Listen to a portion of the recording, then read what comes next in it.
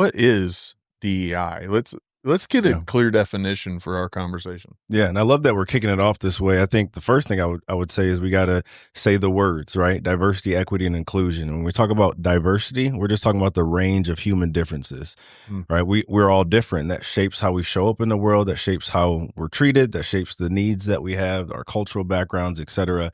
That's all diversity is. It's a numbers game. It's how we're different.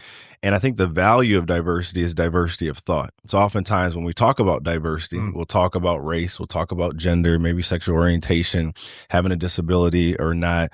But ultimately it's about getting people together who have different perspectives because we know that leads to better outcomes. So yeah. that's diversity. When we talk about equity, we're just talking about being intentional with providing custom tools and resources for people to succeed. Right. So my son, for example, was just diagnosed with ADHD, this month.